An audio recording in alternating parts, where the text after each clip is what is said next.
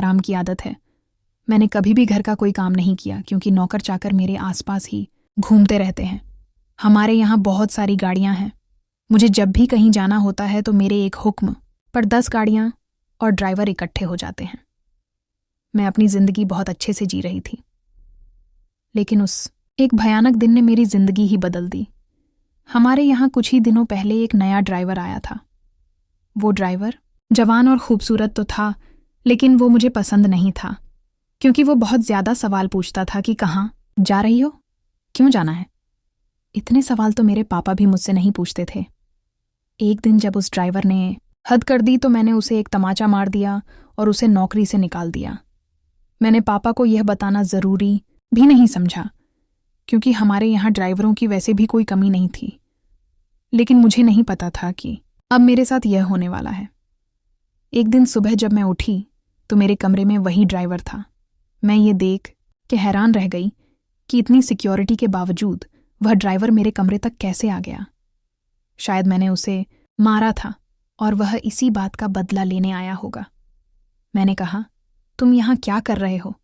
वो बोला, मैं तुम्हारा पति हूं। कल रात को तुम्हारे पिता ने मेरी शादी तुमसे करवा दी है। मैंने कहा कि तुम पागल हो गए हो क्या? मेरे पापा मेरी शादी तुमसे करवाएंगे। और इतना कहकर मैं हंसने लग गई। तुम जैसे लोगों को मैं अपने आसपास ही रखना पसंद नहीं करती और मेरी तुमसे शादी हो गई, मुझे पता भी नहीं चला। अब उसने जो कहा वो सुनकर मेरे पैरों तले जमीन निकल गई। उसने कहा कि मुझे पता था कि तुम यह बात नहीं मानोगी, इसीलिए मैं तुम्हें कुछ तस्वीरें दिखाना चाहता हूँ। और इतना कहकर उसने अपने मोबाइल में हमारी शादी की तस्वीरें दिखाईं। वह सच बोल रहा था। मैं उसके साथ मंडप पर बैठी थी, पर मैं होश में नहीं थी। उन तस्वीरों में मेरे माता पिता मेरा कन्यादान कर रहे थे। मुझे उन तस्वीरों को देखकर भरोसा ही नहीं हुआ कि मेरे पिता, जो मुझे इतना प्यार करते थे, वह मेरी शादी बेहोशी में मेरी मर्जी के बिना एक ड्राइवर से करवा सकते हैं। मैं उसी समय अपने पिता के पास गई। मैंने कहा, पापा, ये सब क्या है? क्या ये कोई नाटक है? आपने मेरी शादी मेरी मर्जी के बगैर इस ड्राइवर के साथ करवा दी, वो भी मुझे बेहोश करके। आप ऐसा कैसे कर सकते हो पापा? पापा ने कहा, बेटा, हम मजबूर हैं। मैंने कहा, मजबूर? हम मजबूर हैं। हम इतने रईस होने के बावजूद भी इस ड्राइवर के आगे मजबूर हैं। हम इसके आगे कैसे मजबूर हो सकते हैं पापा? वो बोला कि जुबान संभाल कर बात करो। अब मैं तुम्हारा पति हूं, मैंने बोला। मैं इस शादी को नहीं मानती। ये कैसी शादी है जो मेरी मर्जी के खिलाफ हुई है?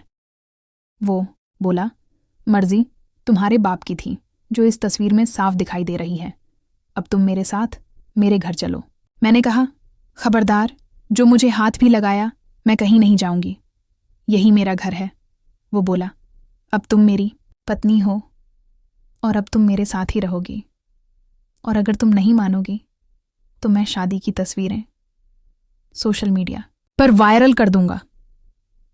मेरे पिता चुपचाप खड़े होकर यह सारा तमाशा देख रहे थे। उसने मेरा हाथ जोर से पकड़ा और खींच कर ले जाने लगा।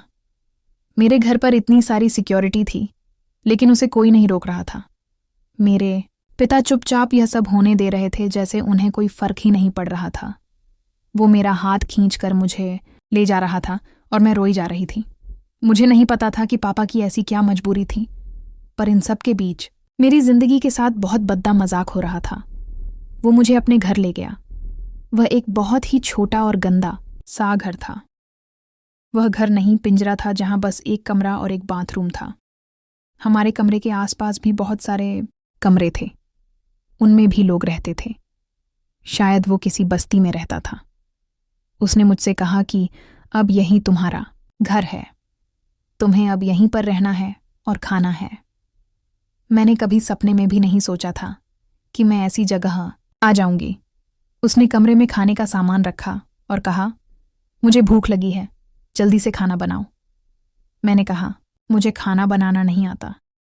वो बोला, ठीक है, मैं तो कहीं भी खा लूंगा, तुम ही भूखी बैठी रहना। और वो इतना कहकर बाहर चला गया। मेरे साथ इतना कुछ इतना अचानक हो रहा था कि मैं कुछ समझ ही नहीं पा रही थी। मैं वहीं बैठकर रोने लगी और सोचने लगी कि एक थप्पड़ का बदला वो इस तरह लेगा। मैंने सपने में भी नहीं सोचा था। मेरा मन कर रहा था कि यहां से भाग जाऊं, लेकिन फिर सोचा कि कहाँ जाऊंगी। पापा ने तो मेरा साथ इतना बड़ा धोखा किया है कि मैं उन्हें जिंदगी भर माफ नहीं कर पाऊंगी। धीरे धीरे शाम हो गई थी। मुझे बहुत भूख लग रही थी।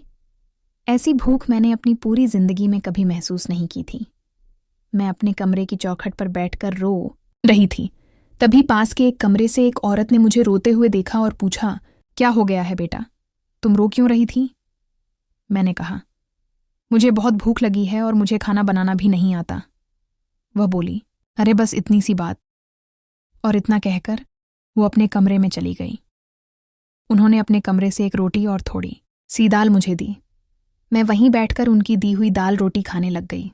दोस्तों, मैंने अपनी जिंदगी में हर तरह के पकवान खाए थे, लेकिन वो रोटी और दाल खाकर मुझे जो अनुभव हुआ वो शायद मैं शब्दों में बयां भी नहीं कर सकती। खाना खाकर मुझे बहुत ही अच्छा लगा और मैं वापस अपने कमरे में आ गई। थोड़ी देर बाद वो भी घर वापस आ गया और आते ही उसने कमरे का दरवाज़ा लगा लिया।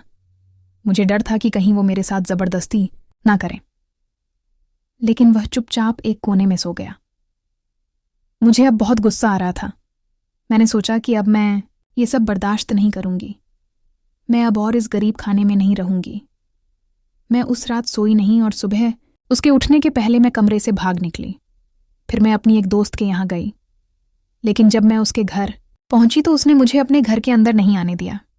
वो बोली कि तुम्हारे पापा का फ़ोन आया था कि अगर किसी ने तुम्हारी मदद की तो अंजाम अच्छा नहीं होगा। उसने मेरे मुंह पर दरवाज़ा बंद कर लिया। मैंने सोच लिया था कि अब वापस उस गंदे से कमरे में नहीं जाऊंगी, लेकिन कुछ ही घंटों में मैं समझ गई कि मेरे लिए अभी उससे ज़्यादा सुरक्षित और कोई जगह नहीं है। इसलिए मैं वापस वहीं लौट आई। मुझे वापस आते देख वो बोला, वापस आ गई ना? वो मेरे एकदम करीब आकर बोला कि ये बात तुम दिमाग में डाल लो कि अब तुम्हें मुझसे कोई बचा नहीं सकता। मैंने अपने आप को बहुत मजबूर महसूस कर रही थी। मैं इसी तरह से वहां अपना जीवन काट रही थी। मुझे अब यहां रहते रहते 10 दिन हो गए थे। मैं खाना नहीं बना पाती थी, पर जब भूख लगती थी तो उल्टा सीधा कुछ भी बनाकर पेट भर लेती थी। मेरा शरीर काफी कमजोर होता चला जा रहा था। फिर एक दिन मैं चक्कर खाकर गिर गई और जब मुझे होश आया तो मैं अपने पिता के घर में थी। मैं अपने कमरे में अपने बेड पर लेटी हुई थी और सामने मेरे पापा और वो ड्राइवर भी था। उन्हें देखकर मुझे बहुत गुस्सा आ रहा था। मैंने कहा, आप मुझे यहाँ क्यों ले आए? मुझे वहीं मरने क्यों नहीं दिया? जिस दिन ये ड्राइवर मुझे यहाँ से खींच के ले गया था उस दिन तो आप कुछ नहीं बोले। आप चुपचाप खड़े होकर मेरा तमाशा बनते देख रहे थे। फिर आज आपको मेरी परवाह क्यों हुई? पापा बोले, बेटा, मैंने तुझे कितना समझाया, लेकिन तू नहीं मानी तो आखिरकार मुझे यह तरीका अपनाना ही पड़ा। तुम जिस माहौल में रहकर 10 दिन में परेशान हो गई हो, उस जगह से उठकर मैंने यह सब बनाया है। तुम्हें यह सब ऐसे ही मिल गया तो तुम्हें इसकी कोई कदर ही नहीं है। तुम 24 घंटे शराब के नशे में रहती हो, दिन भर लड़कों के साथ घूमती हो। हमारे घर पर जो लोग काम करते हैं तुम उन्हें इंसान ही नहीं समझती हो। न जाने कितने लोगों को तुमने मुझे बिना बताए नौकरी से निकाल दिया। तुम्हें पता भी है नौकरी क्या होती है, एक आदमी कैसे अपना परिवार चलाता है। पर अब शायद तुम इन 10 दिनों में कुछ सीख पाई होगी। और यह लड़का कोई ड्राइवर नहीं है, ये मेरे बिजनेसमैन दोस्त रतन का बेटा आर्यन है। ये तुमसे शादी करना चाहता था और मैंने ही इसे कहा था कि तुम पहले पायल को अच्छे से जान लो। और यही वजह है कि आर्यन तुमसे इतने सवाल करता था कि कहाँ जा रही हो, क्यों जाना है। उसने तुम्हें फॉलो किया तो वह समझ गया कि तुम गलत रास्ते पर हो। इसलिए हम दोनों ने मिलकर यह नाटक किया ताकि तुम्हारी आंखें खुल सके। जिस रात तुम्हारी झूठी शादी करवाई थी उस रात भी तुम नशे में ही घर आई थी। जिस घर को आज तुम गंदा और गरीब खाना कह रही हो वो तुम्हारे पापा का पुराना घर है। बेटा, मैं पापा की तरफ देखने लगी। वो बोले, हाँ बेटा, हम पहले वहीं रहते थे। तुम उसी घर में पैदा हुई थी। तुम्हारे होने के बाद ही हमने इस घर में शिफ्ट किया